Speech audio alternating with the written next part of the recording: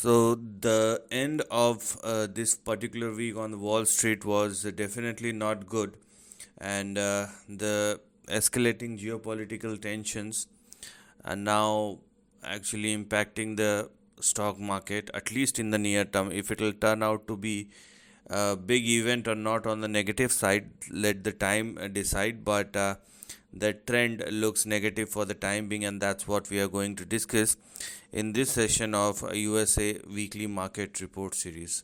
So, I welcome you all to this session, and let's see what has happened and what will probably happen. So, obviously, the news which is impacting the market is the Israel Iran conflict, and obviously, it has an impact on the commodities big time, and obviously, the stock market across the globe are feeling the pressure.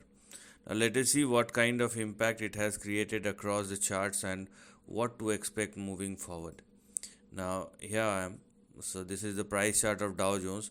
Now, I'm not going to paint a boom and gloom doom kind of scenario unless it actually happens. Yes, the trend is negative and you will approach it the same way. And for the time being, here we can see that Dow Jones is actually facing the resistance in between these two lines. So, if you are still looking for an upside, then it is mandatory for Dow Jones to surpass and sustain both above 42,890 and 43,393 or 394. Unless it happens, you cannot expect an upside. Now, the levels which are currently active as far as the lower end of the range is concerned, let me show it to you. So, what is active as far as the lower end of the range is concerned are these two targets. So, we have 41,485, 486, and we have 40,746 as far as our next two targets. You may add one more if you want to be a bit more negative on the downside. So, even below 40,746, we have 40,092. So, these are the next couple of targets which you can consider as your next big support level. So, yes, I am also sensing a negative trend, but I am not sensing or I'm not going to paint a crash scenario unless it happens. But for the time being, you have to be a bit more negative on the trend because technically it is a lower high. Let me show it to you what I'm talking about. So, here we are. So the current high is lower than the previous high. That's what I'm talking about. Now let's see the price chart of Nasdaq and what kind of uh, trend it has. Obviously, similar kind of trend. Here we are.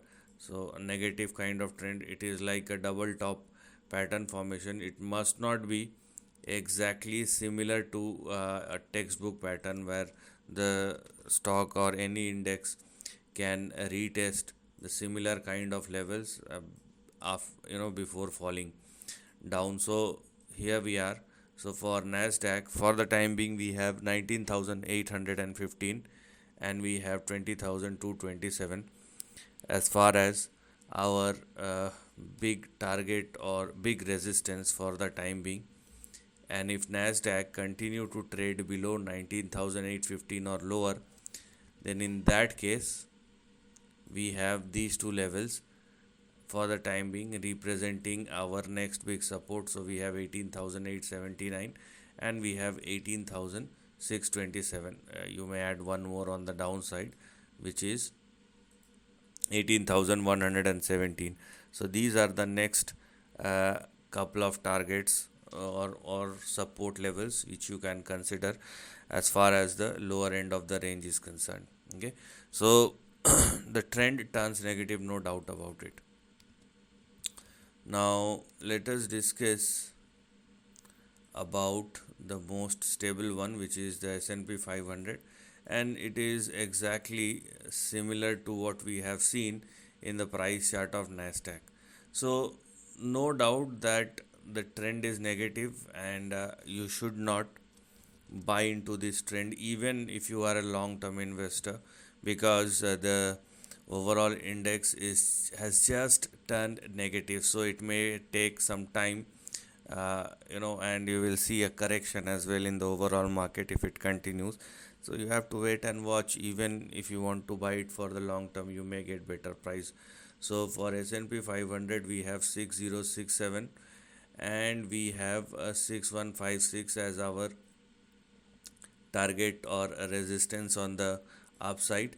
And if S&P 500 continue to trade below 6067, then we have 5775 and we have 5700 as far as the next two big support levels for S&P 500. So what you can at least expect is 3 to 5% kind of correction on the index, unless it intensify. As I told you, I'm not going to go big or go beyond the range, because market has this tendency that when you predict something big, market will definitely do the negative thing. So yes, technically it should retest 4800 as well, which was your previous low. But let the price decide. Do we have these kind of situations where the stock market just nosedive, or this is a regular correction?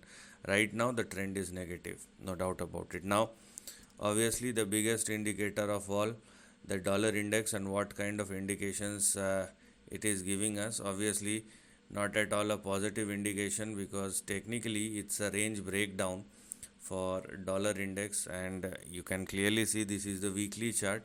So I mean, if even if I, obviously we are talking about the currency, but a range breakdown is indeed a range breakdown, and if it continues, we do have a long way to go moving forward.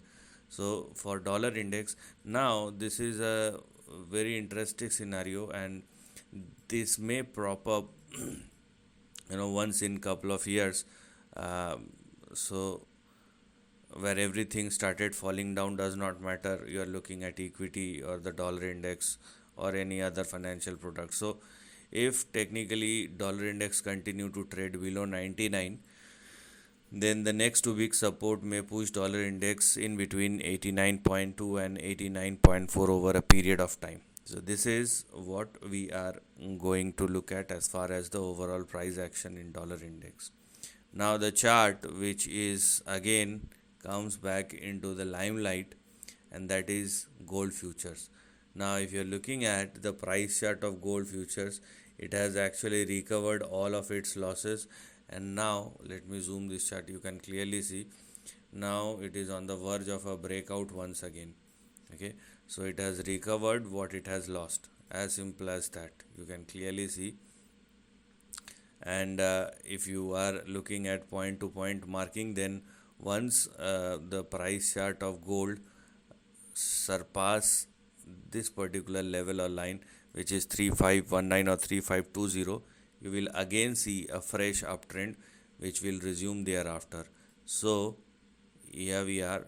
Even if I am looking at the very near term target, then also the range looks something like this. So this is what we have here as far as the lower end of the range is concerned. And once the price chart of gold future surpasses 3520, then in that case the range which will become active in the very near term. So I am proposing this chart for the upcoming week, obviously. So what we're gonna look at moving forward after 3520 is a swing which may push this particular stock of this particular chart in between 3700 and 3890. So there is something big to look at, even if you are looking at the current swing or the current price action. So this is where the money is moving once again, and the chart is actually saying the same. Now one of the most impacted will be the crude. So let us also see uh, how the price chart is moving and what kind of impact it has as far as the price chart of WTI crude is concerned. So here we are, the price chart of WTI crude futures, and you can clearly see an upward momentum because of this crisis which we have seen. So obviously the commodity is on the rise, But for the time being, even if you want to look at it, it is not a supply demand issue. It is because of geopolitical crisis. So what you can expect is a big swing, but probably there is no stability in this kind of price behavior. So we first of all have 67.86 and 64 as our support and stop loss, and for the time being we have a immediate target or resistance at 81. If it surpasses 81, then you can even look at 88 or 95, but the targets are conditional. Only if it surpasses 81, then you can go any further. Meanwhile, the price chart of WTI crude futures is in trading in between a range. We have to see how it's gonna behave. So net, the important thing is where money is flowing. The simple answer is precious metal, and that too of in gold. And the price chart of gold futures is clearly indicating the same. For the rest of it, you will see a volatile price movement, be it equity market, and even if you are looking at currency. So these are the times where you cannot draw a parallel line, or where you cannot go for a simple or plain stock market theories. When the currency goes down, stock market goes higher. These kind of theories does not work in these kind of times, because these are the times when everything goes down at the same time. Okay, excluding very few. So this is the end of the video. Thanks for watching.